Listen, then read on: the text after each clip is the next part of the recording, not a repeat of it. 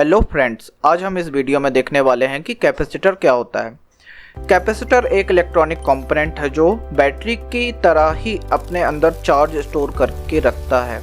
लेकिन बैटरी और कैपेसिटर में एक बड़ा फर्क होता है।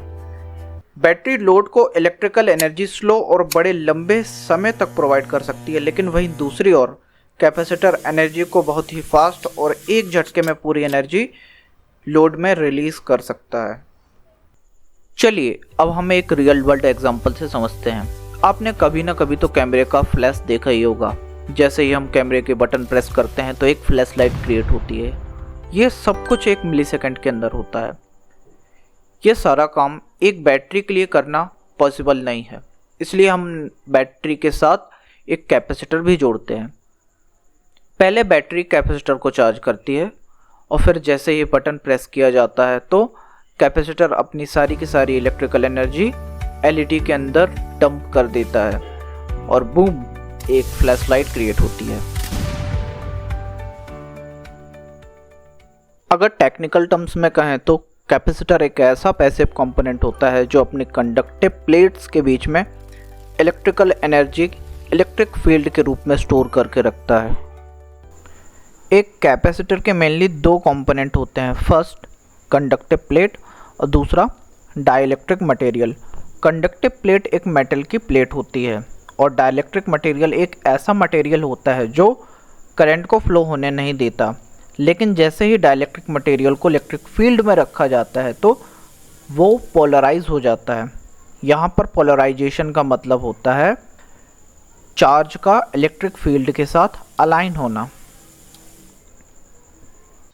यहाँ पे देखिए, जैसे ही हमने एक डाइलेक्ट्रिक मटेरियल को एक इलेक्ट्रिक फील्ड में रखा तो इलेक्ट्रॉन क्लाउड और न्यूक्लियस इलेक्ट्रिक फील्ड के साथ अलाइन हो गए।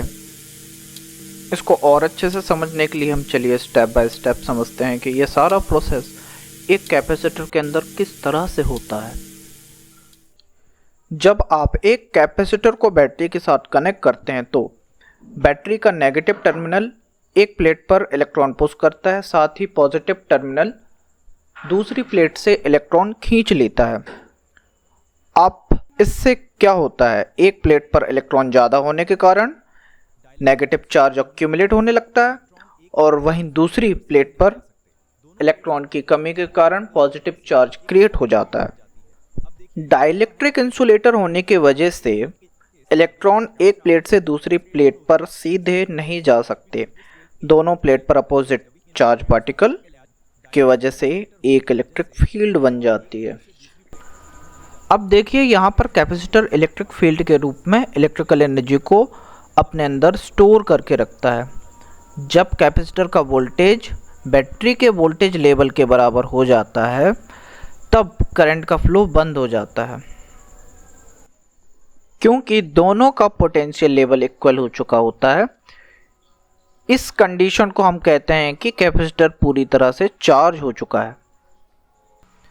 जैसे ही आप बैटरी को हटाकर कोई लोड जैसे एलईडी लगाते हैं तो प्लेट पर जमा इलेक्ट्रॉन दूसरी ओर भागने लगते हैं, जिससे इंस्टेंट करंट फ्लो होता है और कैपेसिटर डिस्चार्ज हो जाता है और सारी इलेक्ट्रिकल एनर्जी एलईडी में डंप हो जाती है और एक बहुत ही तेज फ्लैश क्रिएट होता है।